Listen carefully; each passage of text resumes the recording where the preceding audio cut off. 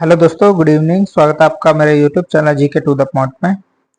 दोस्तों, जैसा कि आपने देखा ही है कि जैसे ही कोई भी एग्जाम नज़दीक होता है तो सभी स्टूडेंट ऐसे नोट्स की तरफ दौड़ते हैं जिसमें अधिक से अधिक जानकारी कम से कम शब्दों में दी गई हो।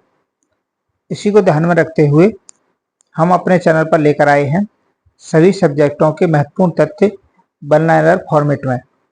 हम इनमें लाइन वाइज लाइन अधिक से अधिक तथ्यों को शामिल करने की कोशिश करेंगे। इसी कड़ी में हमारा पहला सब्जेक्ट है पर्यावरण एवं पारिस्थितिकी।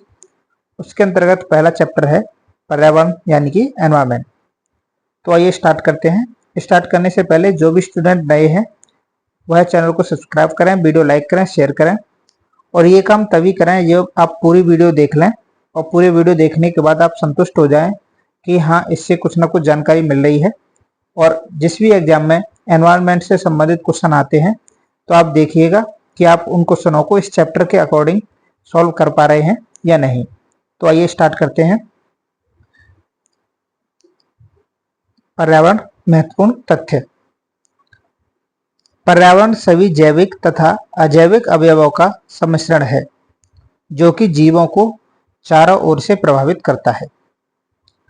पर्यावरण के संगठकों में जैविक, जिसके अंतर्गत आते हैं पादप और मनुष्य; अजैविक, जिसके अंतर्गत है स्थल, जल, वायु; और ऊर्जा संगठक, जिसके अंतर्गत है सौर ऊर्जा और भूतापीय ऊर्जा को शामिल किया जाता है।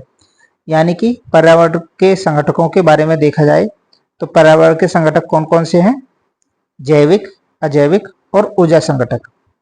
ठीक है, ये रहा जैविक, अजैविक और ऊर्जा संगठक। जैविक के अंतर्गत पादप और मनुष्य आते हैं, अजैविक के अंतर्गत स्थल, जल और वायु, और ऊर्जा संगठक के अंतर्गत सौर एवं भूतापीय ऊर्जा। यहाँ पर याद रखिएगा, जो जैविक में पादप और मनुष्य है, यहाँ पर जंतु को भी आप शामिल कर लीजिएगा। ठीक है, आगे है अजैविक तथा जैविक पर्यावरण को एक साथ मिलाकर देखा जाए तो बायोम की रचना होती है।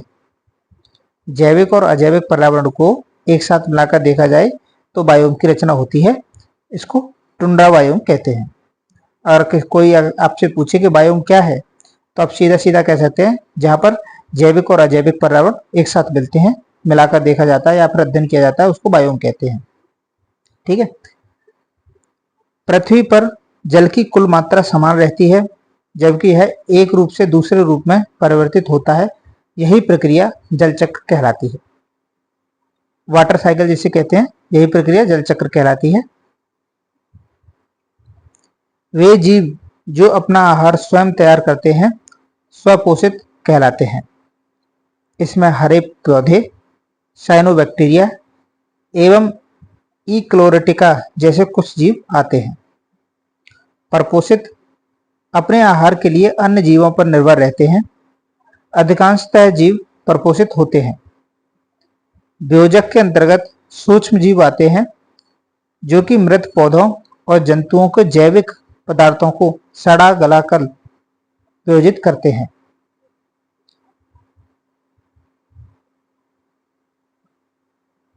वियोजन की प्रक्रिया में सूक्ष्म जीव अपना आहार भी ग्रहण करते हैं तथा उन्हें सरल रूप में रूपांतरित कर हरे पौधों हेतु पुनः उपलब्ध कराते हैं।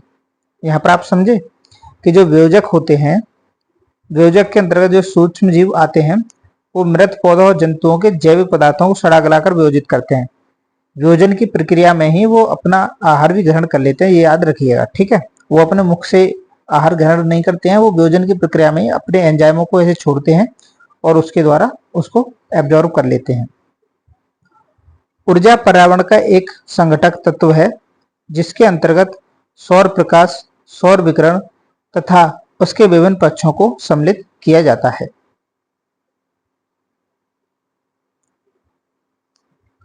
पौधों में प्रकाश संश्लेषण, वृद्धि और प्रजनन की प्रक्रिया में प्रकाश की महत्वपूर्ण भूमिका रहती है। जो पौधों में जो प्रकाश संश्लेषण होता है, फोटोसिंथेसिस, और पौधों की वृद्धि तथा प्रजनन की प्रक्रिया, इसमें प्रकाश की महत्वपूर्ण भूमिका होती है। प्रकाश बहुत से जंतुओं में प्रवासिता यानी कि माइग्रेशन एवं प्रजनन व्यवहार को भी निर्धारित करता है। प्रकाशीय स्पेक्ट्रम के दृश्य स्पेक्ट्रम, जिनका तरंगदैर्घ्य 400 नैनोमीटर से 700 नैनोमीटर होता है, वे प्रकाश संश्लेषी सक्रिय विकिरण फोटोसिंथेसिस एक्टिव रेडिएशन यानी कि पार कहलाते हैं।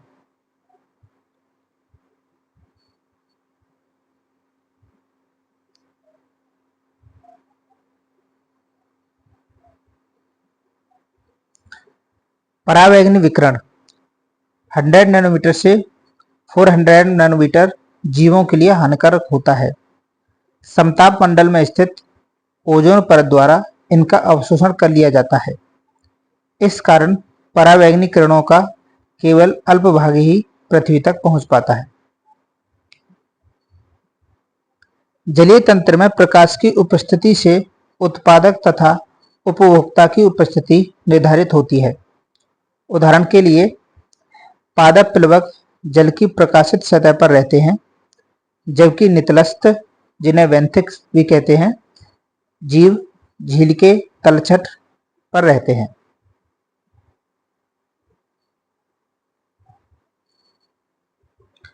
प्रकाश की विद्युता के आधार पर झील को वेलांचल क्षेत्र, सरोजीवी क्षेत्र तथा गहरे क्षेत्र में बांटा गया है। जीव अपने पर्यावरण के स्थानिक और समय मापक्रम के अनुसार क्रिया करते हैं। जैसे एक जीवाणु 1 घन सेंटीमीटर से भी कम भाग में वायु तथा जल के साथ पारस्परिक क्रिया करता है, जबकि एक वृक्ष एक बड़े स्थानिक स्तर पर वायु एवं जल से क्रिया करता है।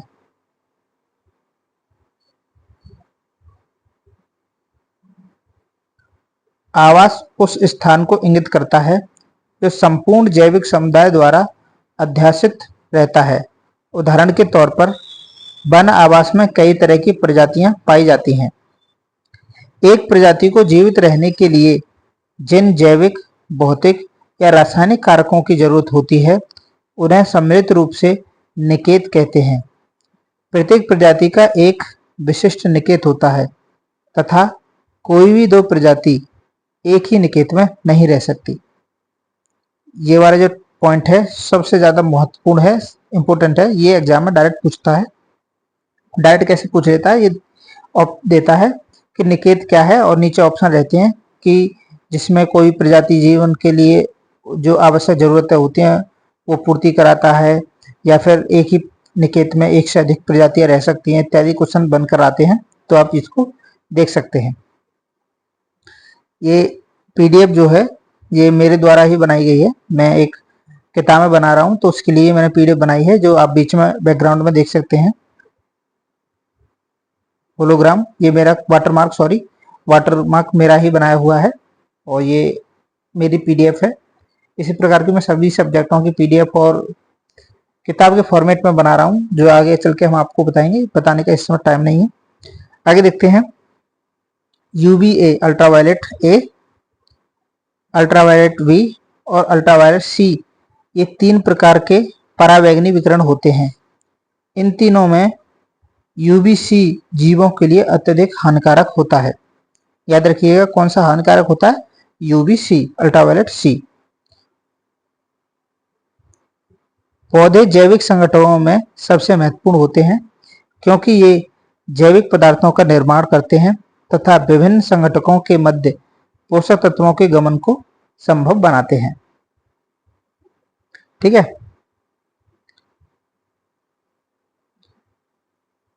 ये तो रहा हमारा पर्यावरण वाला टॉपिक कंप्लीट हो गया। पर्यावरण वाला जो चैप्टर था वो कंप्लीट हो गया।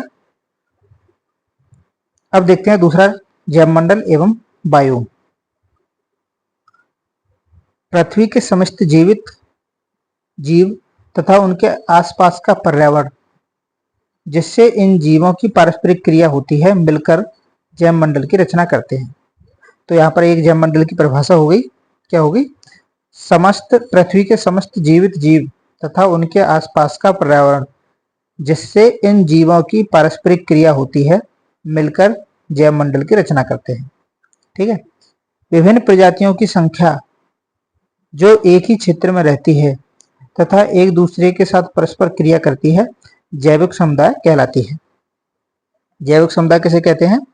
विभिन्न प्रजातियों की संख्या जो एक ही क्षेत्र में रहती है तथा एक दूसरे के साथ परस्पर क्रिया करती है, जैविक समुदाय कहलाती है, याद रखिएगा। ठीक है, आगे देखते हैं। किसी समुदाय की विविधता का निर्धारण उसकी जातीय विभिन्नता के आधार पर किया जाता है। उष्णकटिबंधीय वर्षा वन एवं प्रवाल भित्ति समुदाय अत्यधिक विविधता वाले होते हैं, जबकि मरुस्थल और ज्वारनदमुख अपेक्षाकृत कम विविधता वाली होती है। याद रखिएगा, यहाँ पर अपेक्षाकृत का मतलब है कि जो ऊपर जो दिए गए हैं उष्णकटिबंधीय वर्षा वन और प्रवाल भित्ति, उनकी अपेक्षा में ये मरुस्थल और ज्वारनदमुख कम विविधता वाले होते हैं।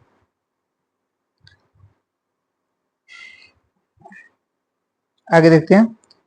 वे प्रजातियां जो किसी समुदाय में प्रचुरता तथा जैव भार की अल्पता के बावजूद सामुदायिक अभिलक्षणों पर अपना प्रभाव दर्शाती हैं की स्टोन प्रजातियां कहलाती है। ठीक है, ये भी एक महत्वपूर्ण पॉइंट है, याद रखिएगा।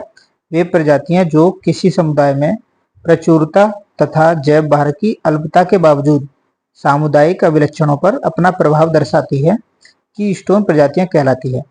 इसको हम सिंपल फॉर्मेट में बता देते हैं कि ऐसी कोई भी प्रजाति जो समुदाय में जिसकी संख्या और भार कम होने के बावजूद भी वहां के समुदाय में अपना प्रभाव दर्शाता है। जैसे कोई जंगल है, कोई वन है, उसमें एक दो शेर हैं या शेर जो होते हैं वो संख्या में भी कम होते हैं, जैव भार भी उनका कम होता है, लेकिन पूरे जंगल पर अपना प्रभाव दर्शाते हैं। इन्हीं ऐसी प्रजातियों को कीस्टोन प्रजाति कहते हैं।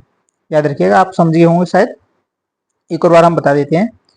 ऐसी प्रजाति जो किसी, मैं अपने फॉर्मेट में बता रहा हूँ अपने हिसाब से, कि कोई प्रजाति जंगलों में संख्या में कम हो लेकिन उस पूरे जंगल पर अपना प्रभाव दर्शाता हो, ऐसी जो प्रजाति होती है उसको कीस्टोन प्रजाति कहते हैं। ठीक है। क्रांतिक कड़ी प्रजातियां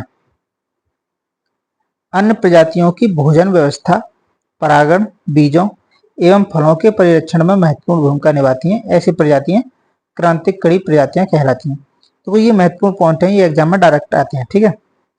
फाउंडेशन प्रजाति अन्य प्रजातियों के निर्माण व संरक्षण में मुख्य भूमिका निभाती हैं। कोरल, जो कोरल रीफ जो होती है, एक फाउंडेशन प्रजाति का उदाहरण है, क्योंकि जो कोरल होते हैं ना प्रवाल, इनके ऊपर और भी प्रजातियों का निर्माण होता है। आगे हम देखेंगे जब प्रवाल से संबंधित देखेंगे।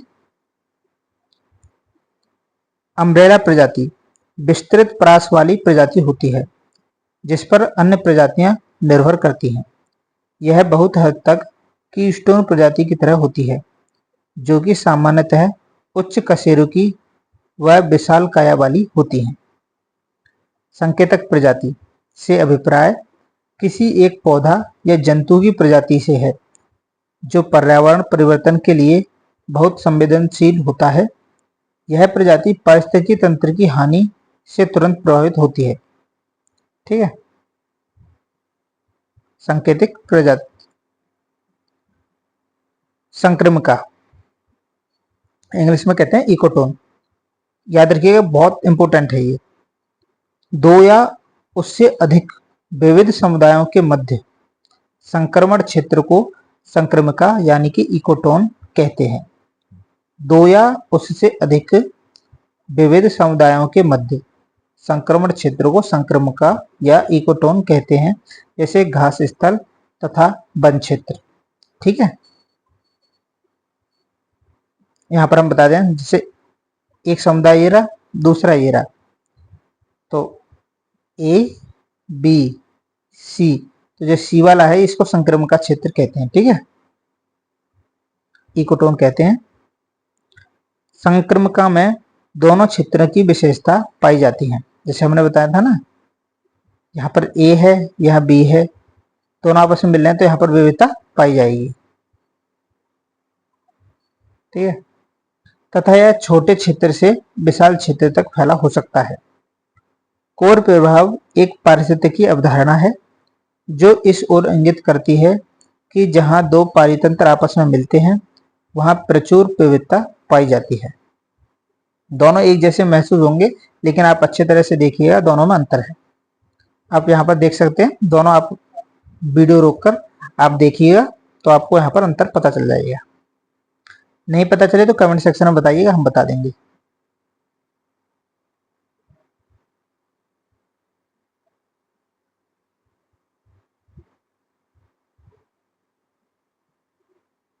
कोर प्रभाव क्षेत्र में बहुत अधिक विविधता का कारण यह है कि यहाँ पर दोनों क्षेत्रों के संसाधन एक ही स्थान पर पाए जाते हैं।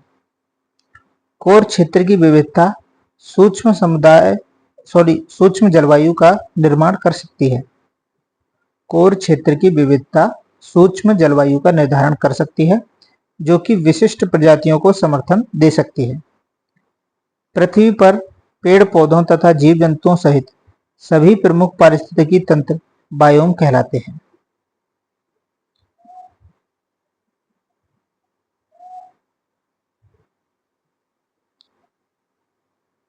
उष्णकटिबंधीय वर्षा वन जैवमंडल का सबसे बड़ा विविधता वाला प्रदेश है, जो कि विषुववृत्त के नजदीक पाया जाता है। ठीक है, यहाँ तक आपने देखे। तो दोस्तों आज के लिए इतना ही काफी है, 15-16 मिनट की वीडियो होगी। ये तीसरी क्लास हम पारिस्थितिकी एवं पारिस्थितिकी तंत्र इसके महत्वपूर्ण तथ्यों को हम नेक्स्ट क्लास में देखेंगे। तो दोस्तों ये पहली क्लास थी, और क्योंकि ये मैं मोबाइल पर ही इनको रिकॉर्ड कर रहा हूँ, मैं नेक्स्ट क्लास से अपने पीसी पर रिकॉर्ड किया करूँगा। डेली 2 से 3 क्लास रही करेंगी, ज़्यादा क्लास नहीं है। टोटल 23 चैप्टर थे, 23-24 चैप्टर हैं। हम उनको 20 चैप्टर में कर लेंगे। 20 चैप्टर के करने के हिसाब से अगर आज हमने 2 चैप्टर कंप्लीट किए हैं तो शायद 8-10 क्लासों में पूरा कंप्लीट हो जाएगा। कुछ चैप्टर बड़े हैं तो एक ही कर पाएंगे। तो ज़्यादा से ज़्यादा हम 15 से 20 या 20 से 25 मिनट की वीडियो रखेंगे। तो हमने ये पहली वीडियो की है, तो थोड़ा बहुत आवाज़ में कम ज़्यादा या फिर थोड़ी भी जो भी गलती हुई आप देखिएगा, और जो भी चीज़ समझ में ना आई कमेंट सेक्शन में बताइए। ये हमने पीडीएफ बना रखी है, ये हम पीडीएफ अपने व्हाट्सएप चैनल पर सबकी लिंक दे रखी है। व्हाट्सएप चैनल और इंस्टाग्राम और टेलीग्राम सब चैनल की हमने लिंक दे रखी है, आप उनको ज्वाइन कर सकते हैं। वहाँ पर हम पीडीएफ को प्रोवाइड कराएंगे, लेकिन अभी नहीं, क्योंकि ये कंप्लीट होने के बाद इसको हम ये पेड कोर्स में रहेगी। ठीक है, इसीलिए हम पहले यहाँ पर पढ़ा रहे हैं। तो इसके साथ बहुत बहुत धन्यवाद। अगर वीडियो अच्छी लगी हो तो चैनल को सब्सक्राइब करें, वीडियो लाइक करें, और भी वीडियो देखिएगा। एक वीडियो में थोड़ा वही है ना, एक्सपीरियंस थोड़ा सा बोलने का, मैं कई दिनों बाद क्लास ले रहा हूँ तो थोड़ा बोलने में वो लग रहा है। तो बहुत बहुत धन्यवाद, मिलते हैं फिर नेक्स्ट क्लास में। जो पारिस्थितिकी एवं पारितंत्र की रहेगी वो कल कराई जाएगी। बहुत बहुत धन्यवाद।